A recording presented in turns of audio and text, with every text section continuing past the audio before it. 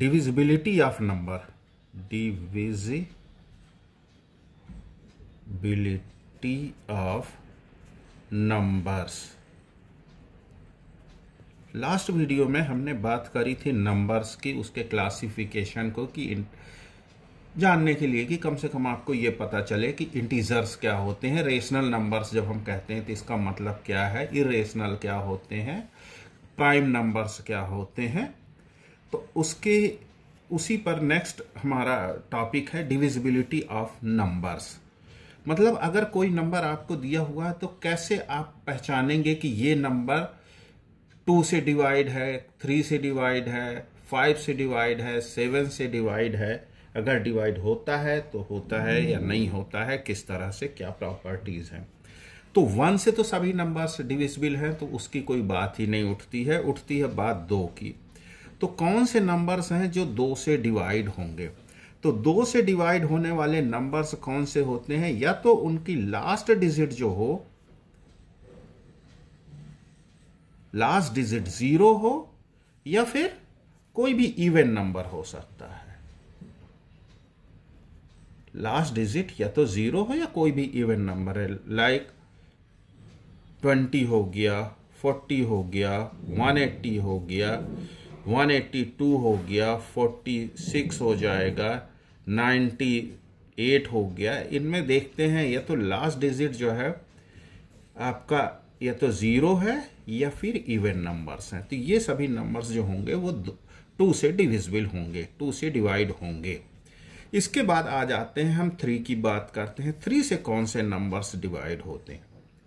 3 से number divide करने के लिए हम क्या चेक करते हैं कि if the sum of digits, जैसे हमने लिख दिया 243, अब इनके सभी डिजिट्स का सम लेते हैं। 2 + 4 6, 6 + 3 9, इनका सभी का सम हो जाता है 2 + 4 + 3 that is equal to 9.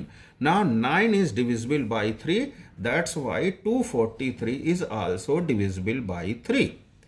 Means all those numbers whose sum of the digits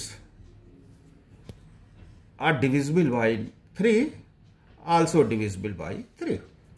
Means हमने कहा जैसे 143 में 1 + 143 का हम डिजिट्स के सम करते हैं, 1 + 4 + 3, तो 1 + 4 5, 5 + 3 8, and 8 is not divisible by 3, therefore 8 is not divisible by 3, therefore 143 is not divisible by 3. तो सिमिलरली फिर से हम कहते हैं कि वे नंबर्स जिनके डिजिट्स का सम 3 से डिवाइड होगा वे सभी नंबर्स 3 से डिविजिबल होंगे। अब आ जाते हैं, बात करते हैं 4 की, कि 4 से कौन से नंबर डिविजिबल होंगे। अगर उसके लास्ट 2 डिजिट्स, अगर कोई नंबर लिख दिया हमने 946, अगर इसके लास्ट के 2 डिजिट्स 4 से डिवाइड हो रहे हैं, इफ दिस नंबर, अगर इसके लास्ट के 2 डिजिट 4 से डिविजिबल हैं, तो वो नंबर जो होगा, ये टोटल 946 जो होगा, वो आपके लिए 4 से डिविजिबल होगा। यहां पर हम देखते हैं लास्ट के 2 डिजिट हैं 46, and 46 is not divisible by 4, that's why this whole number is not divisible by 4।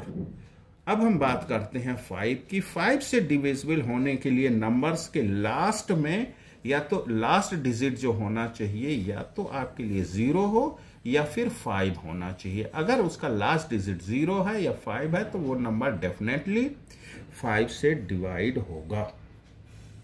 6 से जब डिविजिबिलिटी चेक करना है तो 6 से डिविजिबिलिटी चेक करने के लिए हमको ये देखना है कि that number should be divisible bye 2 and 3.